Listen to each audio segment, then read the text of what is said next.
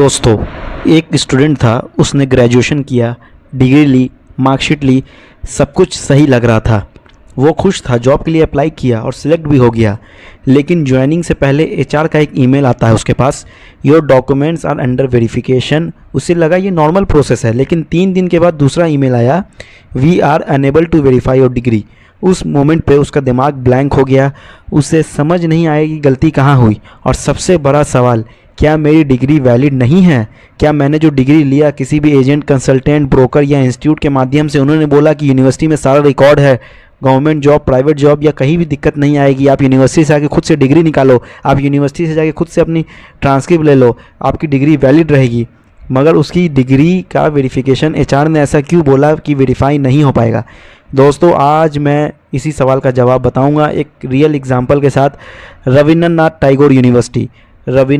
Tagore university जो कि राजिन, भोपाल के नज़दीक में है, मध्य प्रदेश में स्थित है। ये यूनिवर्सिटी एक निजी विश्वविद्यालय, इसके बारे में सब कुछ बताऊंगा। यूनिवर्सिटी कब बनी है, यूनिवर्सिटी का हिस्ट्री क्या है, कौन कौन से कोर्स कराती है यूनिवर्सिटी के पास कौन कौन से अप्रूवल्स एंड रिकॉग्निशन है, साथ ही साथ यूनिवर्सिटी के पर क्या क्या पहले आरोप लगे हैं, यूनिवर्सिटी क्या डिस्टेंस मोड के कोर्स करा सकती है नहीं, क्या यूनिवर्सिटी घर बैठे बैठे स्टूडेंट को रेगुलर मोड में डिग्री दे सकती है नहीं, सब कुछ बात बताऊँगा। बिना स्किप किए हुए वीडियो को अंत तक ज़रूर देखें। सबसे पहले मैं बेसिक बात आपको समझाता हूँ। रविंद्रनाथ टैगोर यूनिवर्सिटी, पहले इसका नाम एसिड यूनिवर्सिटी के नाम से जाना जाता था। 2010 में ये इस्टेब्लिश हुई है यूनिवर्सिटी। पिछले 16 साल से यूनिवर्सिटी चल रही है। मध्य प्रदेश निजी विश्वविद्यालय एक्ट 2007 के तहत इस यूनिवर्सिटी को भोपाल, मध्य प्रदेश के राइजिन गांव में उस जगह पे बनाया गया जो कि भोपाल के नज़दीक है। और सबसे इम्पॉर्टेंट बात ये बता दूं आपको, यूनिवर्सिटी ग्रांट कमीशन के सेक्शन 2F के तहत ये रिकॉग्नाइज्ड एक लीगल डिग्री अवार्ड करने वाली यूनिवर्सिटी है और नैक से बी एक्रेडिटेशन इनको मिला हुआ है। साथ ही साथ university association of Indian universities AIU का मेंबर है, और ACU जो कि यूके का एक अप्रूवल होता है इंटरनल वर्क के लिए, इंटरनेशनल नेटवर्क के लिए, वो भी अप्रूवल, इसको मेंबरशिप मिला हुआ है। यानी बात यह है कि स्ट्रक्चर और रिकॉग्निशन से यूनिवर्सिटी स्ट्रॉन्ग है, कैंपस से यूनिवर्सिटी स्ट्रॉन्ग है, वेबसाइट से यूनिवर्सिटी स्ट्रॉन्ग है। क्या सिर्फ रिकॉग्निशन, बड़ा कैंपस, यूनिवर्सिटी का बड़ा नाम या यूनिवर्सिटी की बड़ी वेबसाइट, अपडेट वेबसाइट, ये सब क्लियर कर देती है कि आपकी मार्कशीट वैलिड है? ये सबसे बड़ा सवाल है। आगे बताता हूँ मैं। आज एक इम्पॉर्टेंट कंसेप्ट समझिए, रिकॉग्निशन और वेरिफिकेशन अलग चीज़ें हैं। रिकॉग्निशन का मतलब यूनिवर्सिटी लीगल है, डिग्री दे सकती है, लेकिन वेरिफिकेशन का मतलब कि आपका रिकॉर्ड यूनिवर्सिटी के डाटाबेस में है या नहीं, वो होता है वेरिफिकेशन। और यही जगह है जहां स्टूडेंट गलती करते हैं। वो सोचते हैं यूनिवर्सिटी UGC से रिकॉग्नाइज है तो डिग्री ऑटोमेटिकली वैलिड हो जाएगी, लेकिन ऐसा नहीं है दोस्तों। अगर आपका एडमिशन, एग्ज़ाम और आपका क्लास का रिकॉर्ड वहाँ पे नहीं है, अटेंडेंस का रिकॉर्ड नहीं है, तो वेरिफिकेशन में प्रॉब्लम आ सकती है, और प्रॉब्लम कई स्टूडेंट को आती भी है। अब बात करते हैं यूनिवर्सिटी कौन कौन से कोर्स कराती है। रविंद्रनाथ टैगोर यूनिवर्सिटी मध्य प्रदेश में 180 से ज़्यादा कोर्स होते हैं। Engineering, management, science, agriculture, law, pharmacy, nursing, education, ये सारे डिपार्टमेंट के अंदर यूनिवर्सिटी काफ़ी सारे कोर्स कराती है। यानी ऑप्शन काफ़ी सारे हैं। लेकिन स्टूडेंट को क्या करना चाहिए? स्टूडेंट को कभी भी कोई भी कोर्स कर रहे हैं, उसका कोर्स का अप्रूवल चेक करें काउंसिल बॉडी से। ये देखिए कि मैं कोर्स रेगुलर मोड में कर रहा हूँ, डिस्टेंस में कर रहा हूँ या ऑनलाइन मोड में कर रहा हूँ। अगर कौन से मोड में कर रहा हूँ, रेगुलर या डिस्टेंस में, तो उसकी अलग से मान्यता है या नहीं। साथ ही साथ सेशन जो मैं कर रहा हूँ, जिस सेशन में कर रहा हूँ, मान के लिए 2022 से 2025, 2021 से 2024, 2026 से लेकर आगे वाले 2030 में, तो वो सेशन वैलिड है या नहीं। ये 3 पॉइंट ज़रूर से देखा करें स्टूडेंट लोग, यहीं पे मिस्टेक होती है। अब एक इम्पॉर्टेंट केस समझिए। मार्च 2026 में, इसी साल, रविंद्रनाथ टैगोर यूनिवर्सिटी में एक इंटरनल इशू सामने आया। डिप्टी रजिस्ट्रार पर आरोप लगा कि उन्होंने फर्जी डॉक्यूमेंट सबमिट किए हैं, और यूनिवर्सिटी ने उन पर तुरंत एक्शन लेते हुए उन्हें सस्पेंड कर दिया।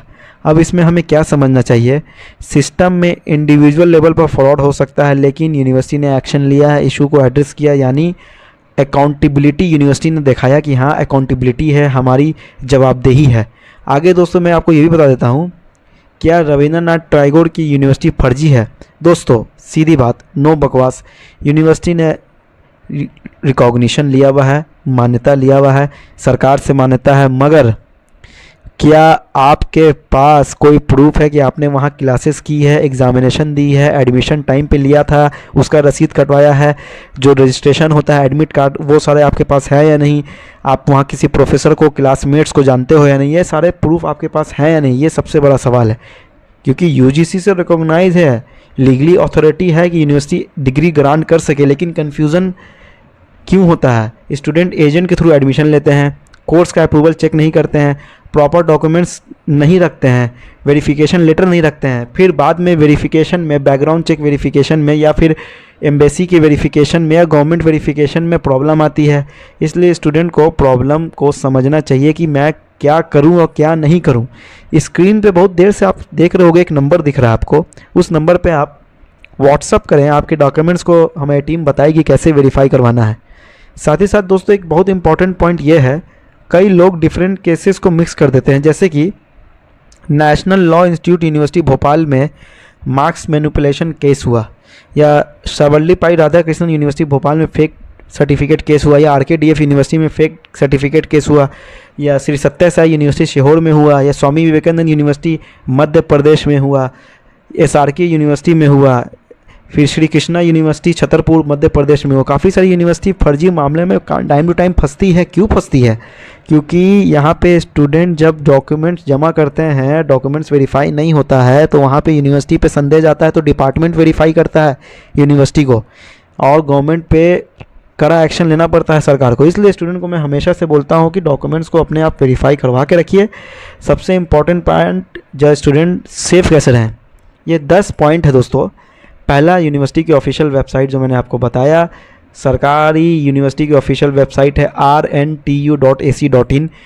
यूजीसी गवर्नमेंट ऑफ इंडिया के अनुसार रविंद्रनाथ टैगोर यूनिवर्सिटी की एक ऑफिशियल वेबसाइट यही है, rntu.ac.in।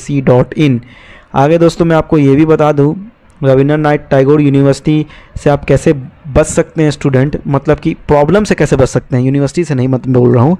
पहले ऑफिशियल वेबसाइट पे चेक करें, एडमिशन डायरेक्ट यूनिवर्सिटी से ले, फी रिसिप्ट हमेशा सब चीज़ की रखें। डिजी लॉकर पे डॉक्यूमेंट्स नहीं आती है तो आरटीआई से वेरीफाई कराएं। अगर डिजी लॉकर पे भी डॉक्यूमेंट्स आ रही है फिर भी आरटीआई से वेरीफाई कराएं। अगर डिजी लॉकर आरटीआई दोनों नहीं है तब भी वेरीफाई करवाएं। स्क्रीन पे नंबर है, उससे आप चेक कर सकते हैं। ABC ID बनाएं, इनरोलमेंट नंबर को वैलिडेट करें, कोर्स अप्रूवल चेक करें, एग्जाम का रिकॉर्ड कंफर्म करें, यूनिवर्सिटी से रिटर्न कंफर्मेशन लें। इसमें मेरी टीम आपको हेल्प करेगी, यूनिवर्सिटी से कैसे रिटर्न कंफर्मेशन ले सकते हैं। एजेंटों से बचें, ये सारे स्टेप जो है आपको 100% सेफ बना सकता है।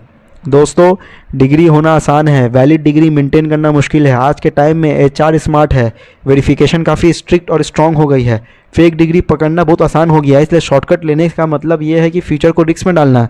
अगर आपने एजेंट माध्यम से कर भी लिया है तो डॉक्यूमेंट्स को वेरीफाई करवा लीजिए, अभी भी टाइम है आपके पास।